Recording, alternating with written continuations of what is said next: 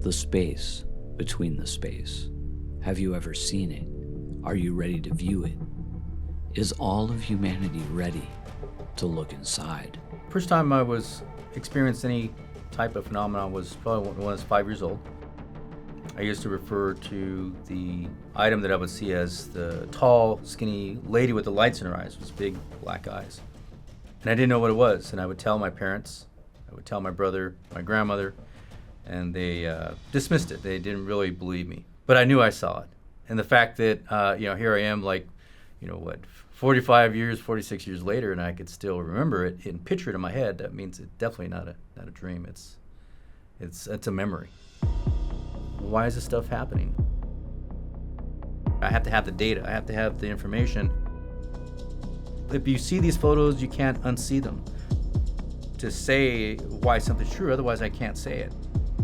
Those humans who vibrate with higher consciousness often stand out like a light in the darkness and can be seen by all. What I understand now, it is probably most likely a tall gray. In the vast silence of the universe, whispers of their presence has traveled through the cosmos. Known as the Gray Aliens, these mysterious figures are central to extraterrestrial mythology. Their skin is pale as moonlight, their eyes vast and revealing. These beings are most often associated with UFO sightings and abduction claims.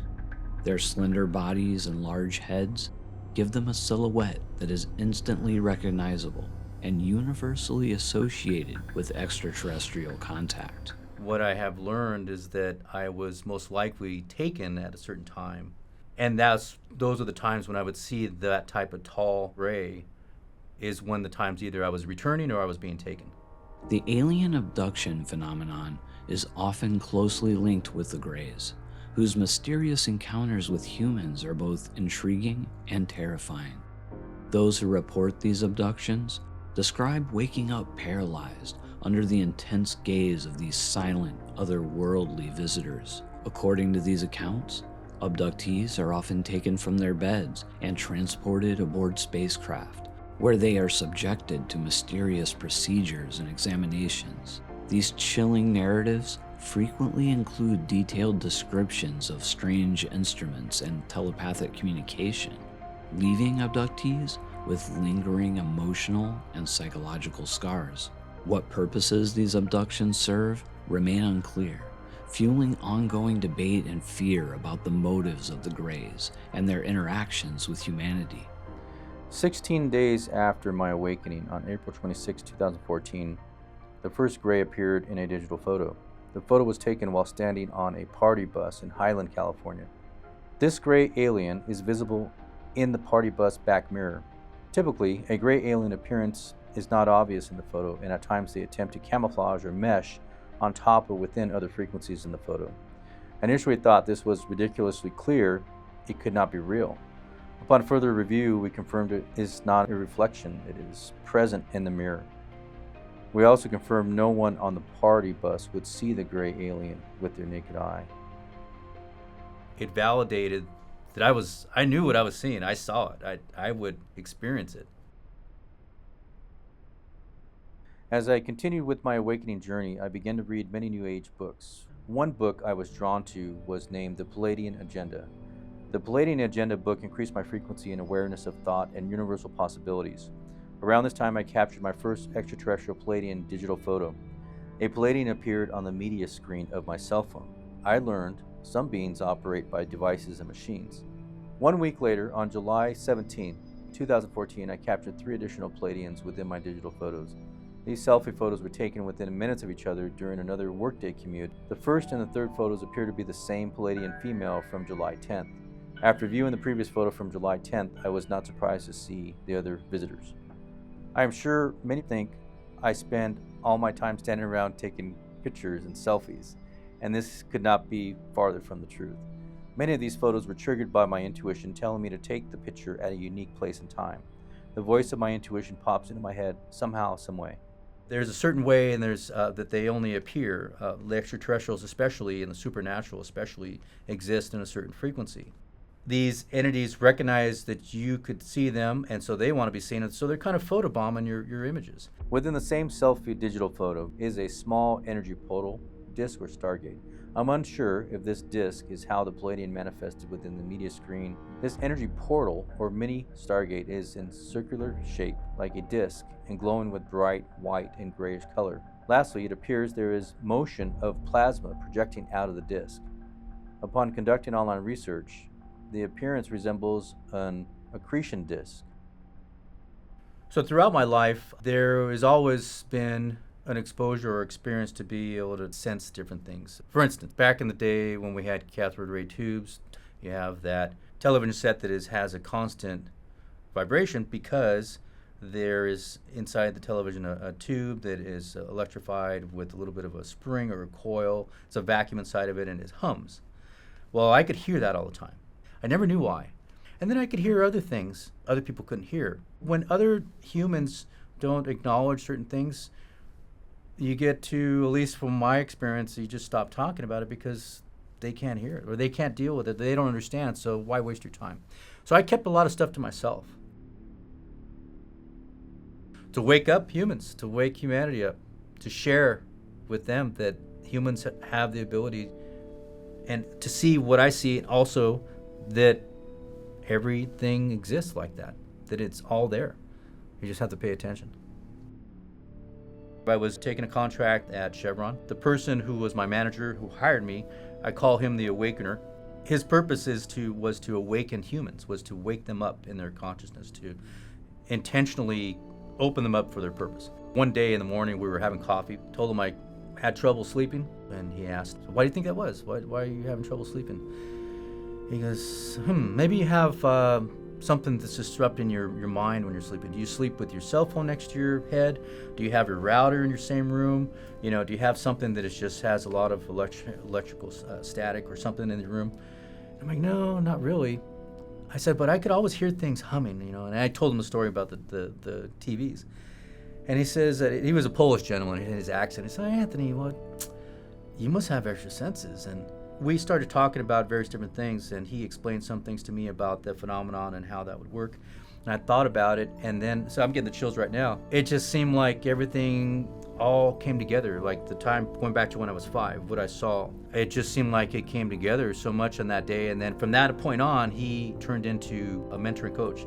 Every single day, even though that was work, we had a time where we set aside where he was teaching me and explaining to me about extraterrestrials and explaining to me about energy and explaining to me about why certain things exist. So we talked about government, we talked about control, telepathy, psychic dreams, astral projection, remote viewing. So that introduced me into meditation. So I changed my eating habits. I started eating organic. I started being more grounded. I started having different energy stones. I started meditation, and that allowed me to grow more, to vibrate even at a different level that I was even at before. And that changed my critical thinking, and that changed my opportunity to get exposure. So that kicked off a lot of instruction, and I feel like my brain just expanded, because my background is computer science, and in computer science there's something called a linked list in programming. And a linked list is basically memory that is linked together in a linear fashion, but there's no physical placement in the memory. So that means they're all connected and they can move around and they're linked together, but at one time they could be synced. They could just be synced together. So for me, going all the way back to when I was 5 years old, to when at the time, this was like 11 years ago, so this would have been when I was 41 or so, that all those different things that were moving around just synced together. And so then I started using that to do research. I started looking up, well, if I say I saw a gray, what would it look like? And then I compared the images that I had in my phones at the time, those images, and I found replica images of descriptions of what they were, and I did further research. And then I started to understand, well, why is this happening to me, and what can I do with that? And that was the beginning of, I should start documenting my experience. The supernatural is commonly commercialized as ghouls or scary creatures portrayed in so many movies. But many experience the supernatural as disembodied energy seeking human attention. One definition of an apparition is a supernatural appearance of a person or thing, especially a ghost. The apparition of a ghost was my first known photo taken containing such unexpected or anomalous content type. goes one of the most profound pictures in my book related to Maria, who at the time I wasn't engaged with, eventually got engaged with, and then it didn't work out. A fire happened at her mother's house in Ensenada, which is Baja California. We go down to take pictures for the insurance claim. So it's myself, her, and her sister. I'm just taking pictures with the cell, taking pictures. Didn't look at any of them until afterwards went to go eat, and we're at dinner, and I'm looking through them, and I'm like, what is this? I'm like, what, you see this? Like, where's that? I'm like, that's your mom's house. And so what happened was that we had captured a photo, and the photo was of a man kneeling down with long red hair, wearing a denim shirt and jeans, kneeling down in the kitchen. This was a fire-damaged location, so the kitchen was destroyed. It was fire, burned up walls, burned wood. The ceiling was almost collapsing. So there was nothing in the kitchen except for like a chair that was burnt. When I took the photo, the image that showed up was, okay, a chair and burned kitchen. Then the very next photo that I took a few seconds later was this apparition. What it turned out to be Maria's father, who had passed away almost 30 years ago. In photo 1, you could see a man kneeling in the middle of the dining room. This man is wearing a long blue sleeve shirt and has long red hair. In photo 2, you see a chair where the man is kneeling. This chair physically existed and resided in the dining room. The man in photo 1 was not physically present with us, yet he managed to manifest himself with enough energy to appear in photo 1, fully blocking the chair from the camera's view. And so what happens is when something happens, just like you have passed and you go to a funeral, they call it a celebration of life. But that funeral brings people together, right? It brings all the people that loved, and they have a lot of emotion. It's the same thing that happens when you pass. Your energy, just because your consciousness and your soul is no longer in your body, when you think about it, that goes out into the universe, and other people, other beings are going to hear it.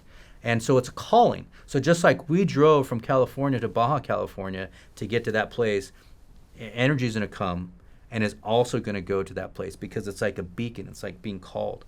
And if you're at that vibration at the time, then you'll capture that. And if they see you, they're going to intentionally do their best to show up so they can be seen. And that's one of the main photos I have, like the most clearest photo that I have. And really interesting. I've done that many times with the extraterrestrials, with the apparitions, with energy balls that are flying around that you can't see with a visual eye, a naked eye, but that are there and detectable. And so you could use like a heat map function from the software that allows you to enhance the image or bring out the intensity of whatever's in that image. One late evening after dinner in October 2019, my daughter and I were walking back to our vehicle. My intuition prompted me to take photos of the two-story building on my right side. The building seemed to have a unique energy, as I felt as if I was being watched.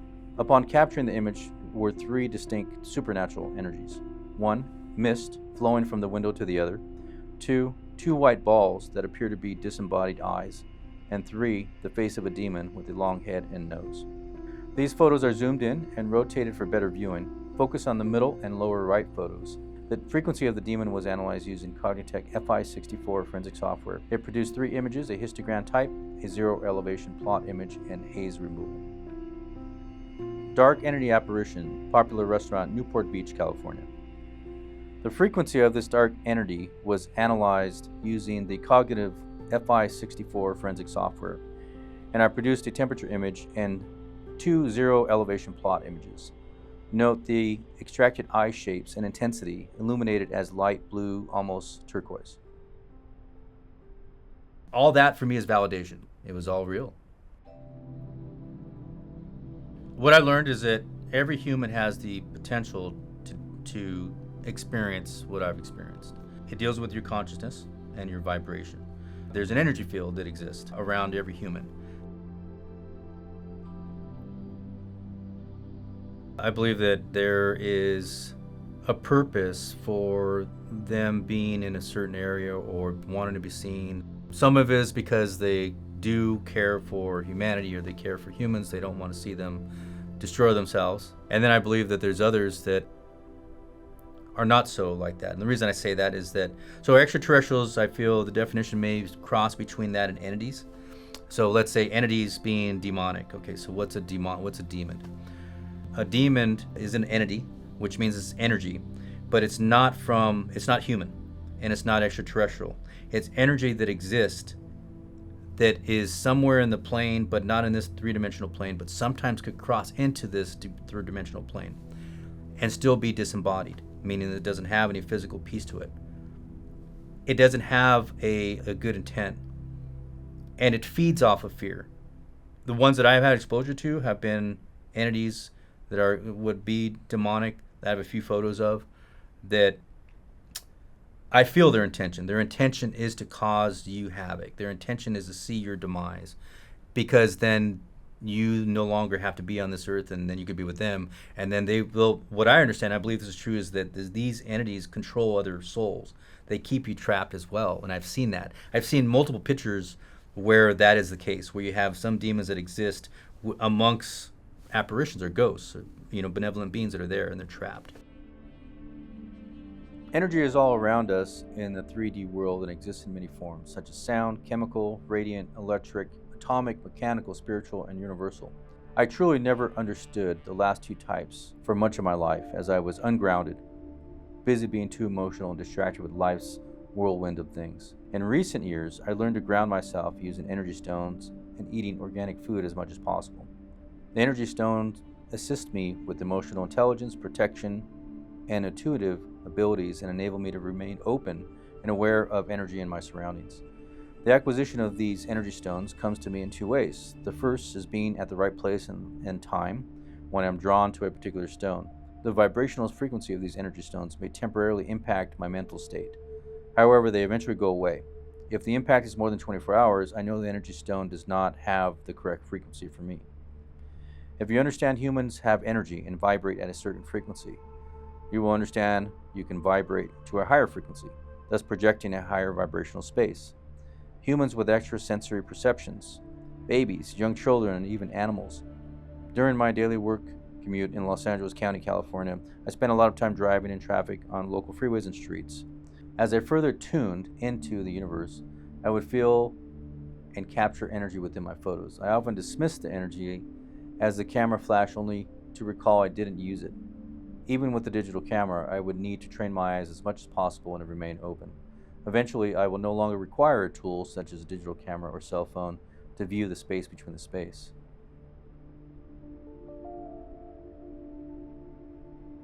A few months later, I captured additional floating energy. Energy photo number 2 was taken on October 22nd, 2014 at 2:45 p.m. at a stoplight on Sepulveda Boulevard in El Segundo, California. Within energy photo number 2 in the left, you literally view two energy spheres manifest in midair. Their location and distance are difficult to determine. Also provided are two zoomed-in versions of energy photo number 2, allowing for a clearer view of these two energy spheres. Energy photo number 3 was taken 1 second later at 2:45 p.m.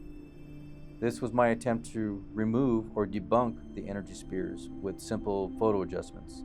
Included are 3 zoomed-in versions and 1 version adjusted for color and temperature. I determined that the energy appeared and was of high frequency. No matter what adjustment I performed in the photos, the energy would not disappear or get absorbed.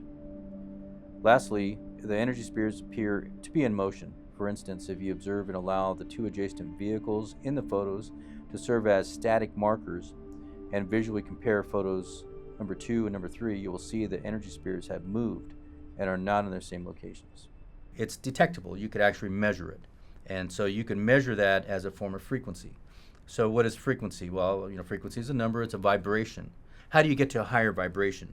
You do that by changing to being more connected to the universe, is what I understood and what I took away from the Awakener. So how do you become more grounded to that? If you're grounded to the earth and the earth is part of the universe, then your vibration will increase as a result of that.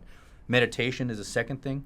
Quartz, various different energy stones have a frequency. Many times that frequency could enhance either the person who has the stones on them or could enhance the environment.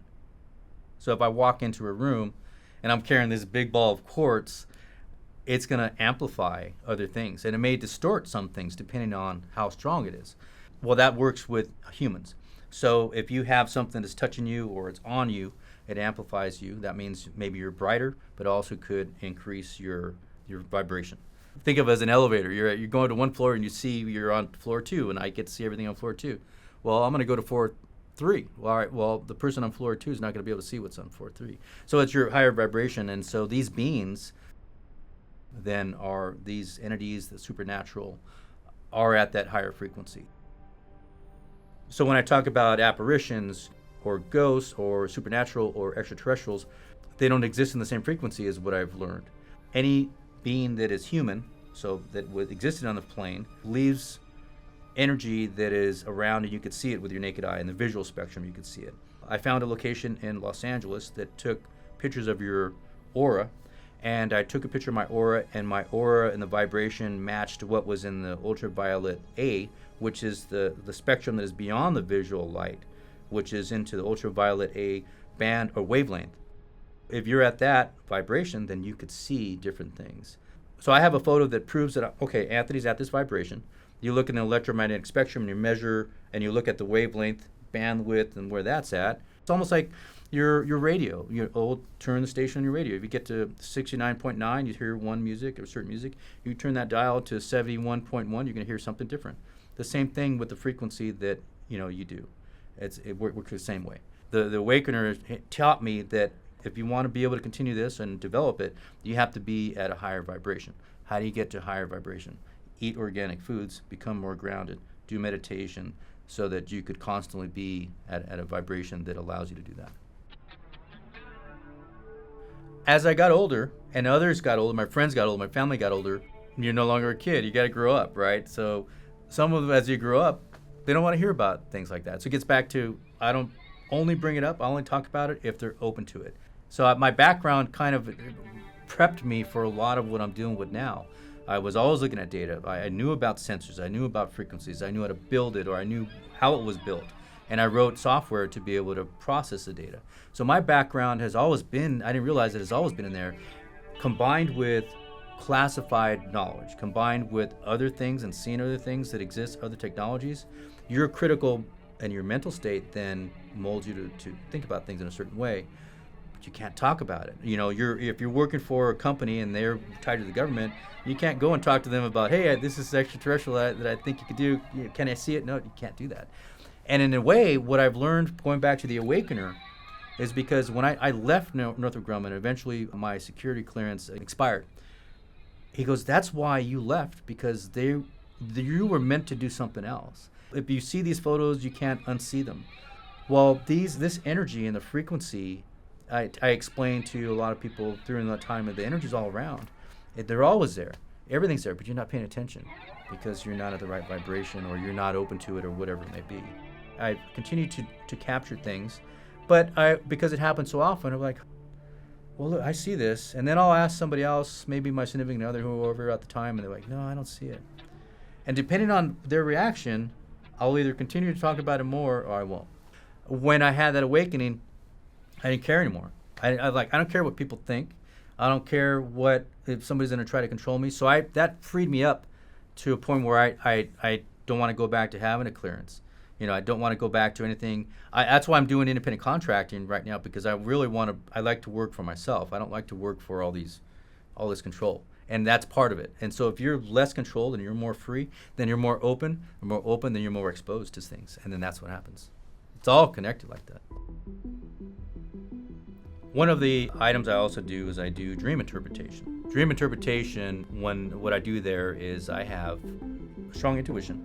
If you were to come to me and give me a dream and you describe the dream, you're flying and you were in some blah, blah, blah, and then all of a sudden you were in a train and you're in another part of the world that you never have been to before, and then you see a red car and then a girl came and kissed you. All these are symbols. Others have lucid dreams, which means they could really they're in there and they could control their dreams. So that's an ability that they have. Not everybody could do that.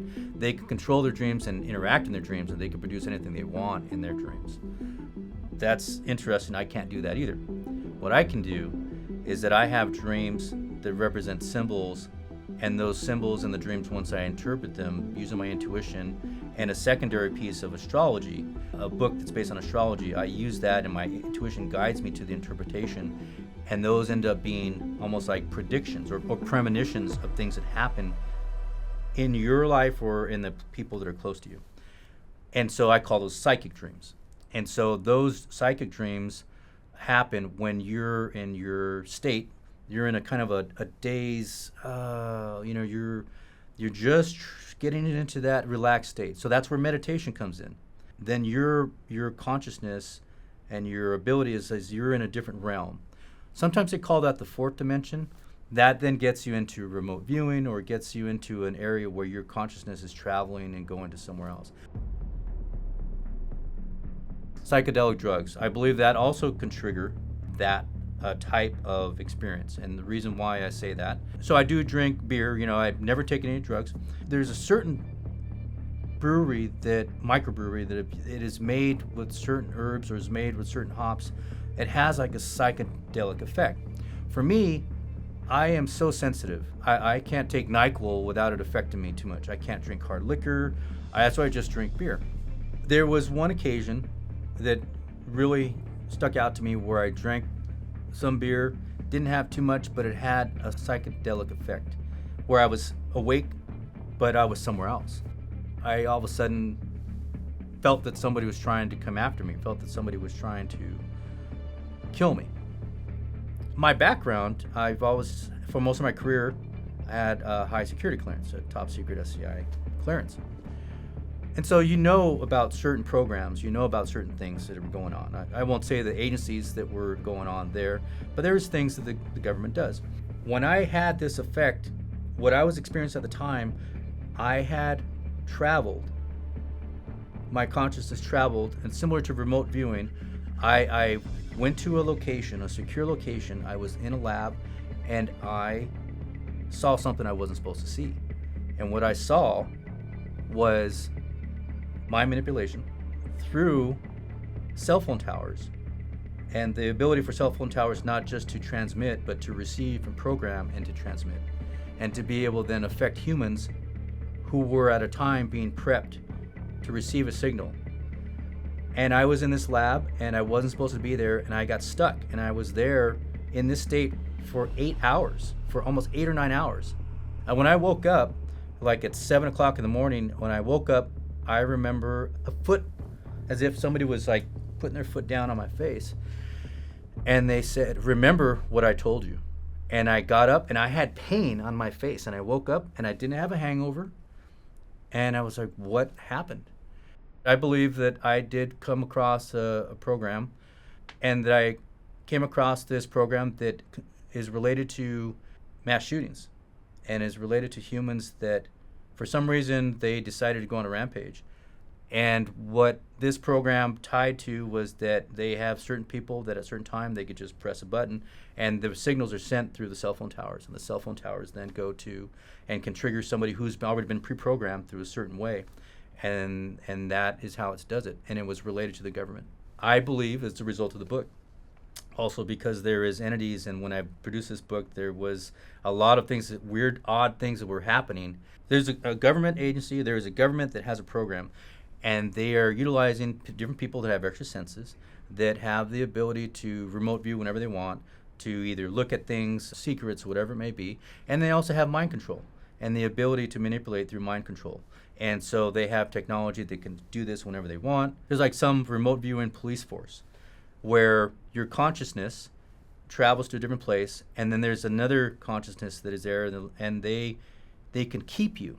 They can trap your energy somehow. You can never go back if that's the case. And that explains how some people go into a coma where their body's there, but sometimes they're not.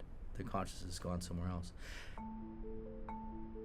So remote viewing is the ability to take your consciousness, and you're able to view, like you're looking at me right now. Imagine you could do this around the world at some geographical location. If I give you the coordinates of some place, then you're able to go to that place and you could see what's there. And it's not just on the Earth. You could do it in the universe. You could go to the moon, you could go to Mars. And that's why there's some stories about, I don't know if you've heard, where there's a full civilization on Mars, but they exist on a different dimension. They're in a different vibration, not in the physical plane. The way the process works for me, I could see my aura when I close my eyes. I could see dots that are flickering in the darkness. So if you close your eyes and you see black, dark in front of you, but there's still different shades of color. For me, In the middle are a bunch of dots that are just floating around, and they're constantly floating around. And the color of those dots represent my aura. And I focus on those dots. So when I meditate, I take my deep breaths. I bring my air and my breathing. I breathe it all the way up, and I try to bring pressure up to my brain with oxygen, bringing that air up in my breathing. And I only need probably about 7 or 8 of those, and then I get into that state. And at that time, I'm constantly staring at those dots. Eventually, those dots and everything disappear, and I start to then see energy, various balls of, usually they're purplish blue, that are now constantly coming in. They're like you're in a tunnel, like you're going phew, phew, phew, phew, to the point where eventually they then like normalize or harmonize. And I am, let's say I'm in a field and there's grass, there's a rail, there's a barn, and there's people there. Sometimes they see you. And I've asked this question to different mediums. How do they see me? And what was described to me is, well, Anthony, look, when you do remote viewing or you do astral projection, you're traveling, your conscious is there. It's as if they're seeing an apparition of you. Am I a ghost? Like, yeah, they're seeing you manifest wherever you're at. So yeah, they could see you. Now I do it like almost every day. I have not been able to control it to where I could go where I want to go. So it's kind of randomized, right? And so I don't know where it's going to take me. Those that are in control and they could do it, you have to be careful because they could cause you harm if they have that intention. So there was a person that I was very close to, was having this recurring dream. A lot of times when you have a recurring dream, I believe it's your soul communicating to you because you're not dealing with something in your life. There's something going on, whatever it is, and you have to address it. Until you address it, that dream is going to continue. So there was a person that was having a recurrent dream, and they gave me the symbols, and I gave them the interpretation back. And I said, you're going to have to make a decision about what it is. I don't know. I said, these are your dreams. I'm just like the messenger. I don't have any say in it. This is just what and my intuition and what is telling me. And what it turned out was that this person they were married, and the husband had a secret that for the prior month, 30 days before, found out about something and wasn't telling his wife. So the wife was having these dreams.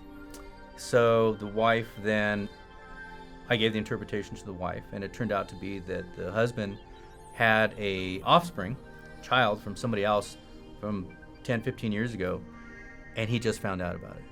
He didn't know, and he wasn't telling his wife. But she felt it. She felt it, and what I believe is that his strong thoughts was influencing, and when it was bugging him, so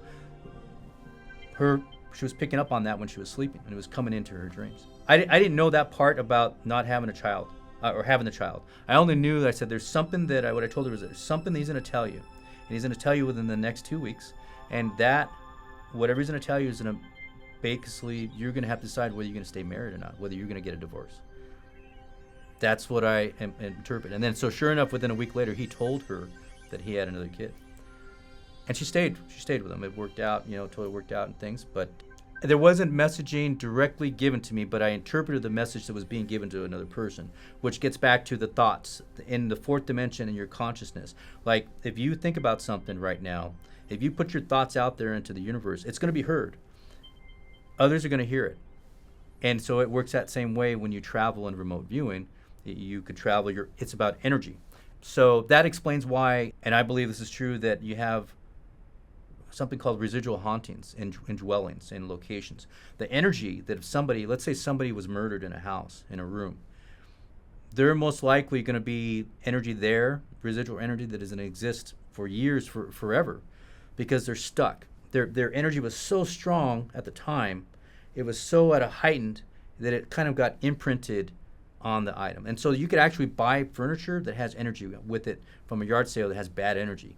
You could, whatever it is. And then you get into more of like cleansing and things. But that's how energy works. Energy is very strong. It deals with the consciousness. Everybody has this consciousness and ability. And then when you do the meditation, you open yourself up, and you could then tap into various different consciousness.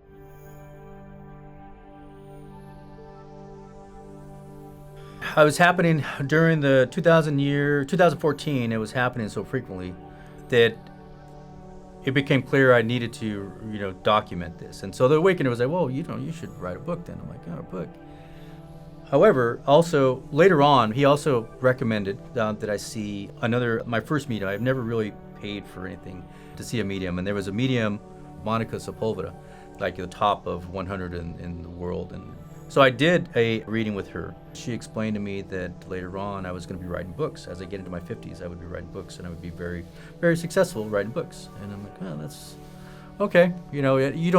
How do you really, measure that and see if it makes sense? And she explained to me that I would do a lot of research utilizing my background, and I would find a lot of information on the internet. She's like, you're going to do a lot of research, and you're going to find a lot of information. So then getting to writing my book, my daughter at the time I would have to take her in the morning to school. So she lived in Glendale and I lived in Covina. So I was traveling in the morning to Glendale, and then at the time going from Glendale to El Segundo. So I would go from 210 to the 134, the 134 to the 2 to the 5 to the 110 out to El Segundo. Along that path of getting into the 5, from the 2 to the 5, the sun would be very at your front because it was rising. This is probably about 7:15 in the morning. The sun just glares at you. But my intuition would at the times was like, just take a selfie. And so I took a lot of selfies at that time. For some reason, that area around, which would be Elysian Park, has some certain energy that's around that area. So I would take selfies. And at that time, there was various phenomenon that would come out consistently, week by week. When I would get back to work, on my way to work, then the awakener was there, and he's like, hey, so did you capture any interesting things? I'm like, yeah, check this out. He goes, wow. So then he would do research on what my images, what he would think they are. And he was concerned that it was happening too much. He was concerned that I was seeing too many extraterrestrials, and they were going to do something to me because I was exposing them. Because one, I'm able to capture them, and two, what they look like. And I have some hard evidence in the images to show it. But then I also became to a point where I was like, I wonder what I'm going to capture today. Let me see what I'm going to do. Let me see this here. Well, there was one, I didn't intentionally do it before my awakening. Okay, so water memory. So water has ability to retain energy. And in this case, we're talking about any type of energy. So let's say that you're in a pool and there's an electrical wire, a cable came loose, and it fell into the water. Well, if you're standing in that water, you're going to get electrocuted because water conducts current, right? So you're able, the electricity will travel. So that concept is the same for energy that exists in humans. When we talked about auras, and you talk about being able to see an aura, but there's an electromagnetic field that exists in all of us. That energy then can go into water. If you take a shower and the water that you used and goes into the drain, your energy is going into that water, it goes out to the drain. There's something called the collective consciousness. Okay, so consciousness, higher vibration. If you have a lot of people thinking about the same thing, that's powerful. So there's the power of thought, power of collective of consciousness, and that's when you get into like holy water and prayer. If somebody is at a higher vibration, their energy can be put into something else. If it can be measured, great. There is now proof of this thing called water memory. So water memory, getting back to that, is water that retains memory and has the ability then to retain it for a very long time. So the chapter in the book talks about water memory, gives a little bit of a context and background, but I have a photo in the book where my daughter were at USC when she was 14 years old, so this is probably, about 10 or 11 years ago. She's standing in front of a fountain, and in the water is of a face. There's an image of a face, or what looks like just a head of a Spartan. So a Spartan mask, and then the bottom part of a chin, of a human chin, that's in the water. When I showed this photo to the awakener, and the awakener's like, oh, well, that's water memory. Water memory. So I looked it up, and there's scientific research out there and proof that water has the ability to retain memory. And so I have a photo exhibits that, it proves that. And I processed that through the Cognitech software, the authentication software, and is able to enhance it and bring it out. And so that's water memory. Yeah, so water memory exists. And to me, then that also explains why potentially holy water would work. The purpose here for this book is for me to share, to awaken. If I go into a place and there's 30 people and one person comes out of that, and it was allowed them to become awaken, or it allows them to become more knowledgeable, then that kind of served what I was trying to do. And I feel the energy from it. It's really interesting to say that. The giving and whether it's mentoring, coaching, or changing in a positive way makes me feel good. So I feel that is part of the purpose, is to do that, and it keeps me going. These energies exist. With my security clearance, the difference between when I had it and when I don't now is that you have more freedom to do things, or at least I do. Then you open your eyes to the fact that you can't pay attention to the mainstream media, right, or different things like that. I mean, you have to validate things and understand things for yourself, and you have to make sure that you love yourself and looking out for yourself. The other things you could do with this information is that there are potential patents, or there's things that have come out of this that you could actually create. One of them was cloaking. So if you think about energy, and you could electrify, which means put electricity to anything, but if you knew the right frequency, if I had a device then that would allow me and what I'm wearing to be energized to the point where it hit the frequency where you could no longer see in that band, right? So now, since we know that microwave exists, you can't see it. We know there's radiation that comes from the sun. If you're out in the sun, you go to the beach, and you don't wear any sunblock, you're going to get sunburn. Well, you didn't see the rays coming down, but you know they exist because you'll get sunburn. So the technology coming out of this would help you realize that it exists. If you create a device that allows me to prevent you from seeing it, and I could press a button and I could disappear, what would you do with it? I don't know what I would do with it, but there's good and bad. That technology, I'm pretty sure, exists already. The remote viewing portion is interesting because I believe it does exist. I did some research, and you talk about some of the past programs that the government had for mind control and dealing with psychedelic drugs, so they gave them drugs to allow them to do that, and how frequencies then can manipulate, various different things. So what you get out of this is a realization that there is you talk about spirituality, and you talk about, okay, whether it's extraterrestrials or demons or apparitions or ghosts, whatever you want to call them, that it all still deals with vibration and frequency. And you change that frequency and you'll get something different. That's what you'll get taken away out of this. And you'll get a visual from the book. You'll get a visual for it. You'll get more of an understanding of how, in my case, how it was able to be done, where a simple cell phone is able to capture this. One of the things I didn't talk about is that a lot of times they're going to show up on reflective surfaces. Because, so let's say extraterrestrials, okay? Most of the extraterrestrials that I have in my images show up as a result of the reflective surface that is in the photo. So for instance, if my direct line of sight, and if it's here, I won't be able to see it.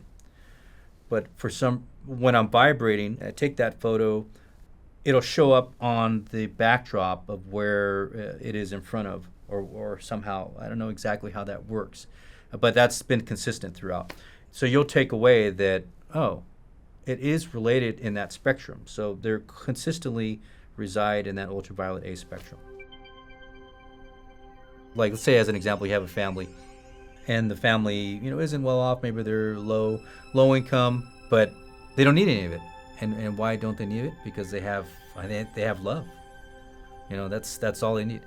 And so going through life like that makes a big difference.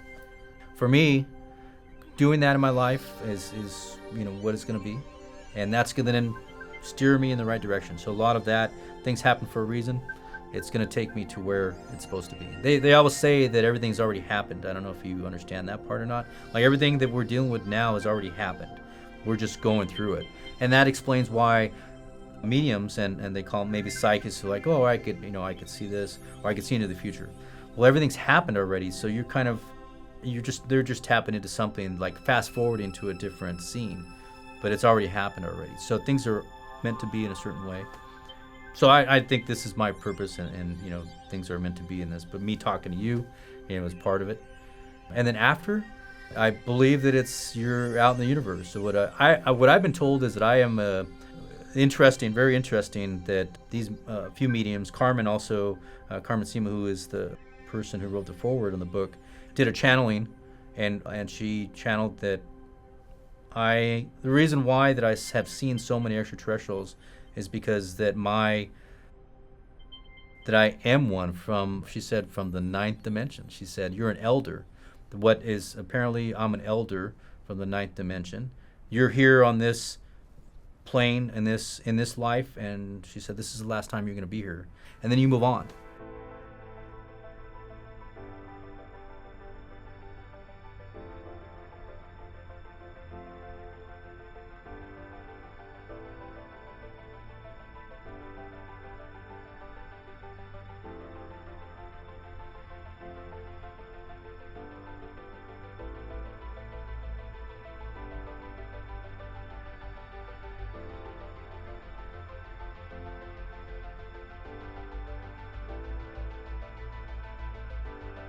Eventually, too many sightings and events will occur. The world will be forced to disclose extraterrestrials exist and may be seen in the space between the space.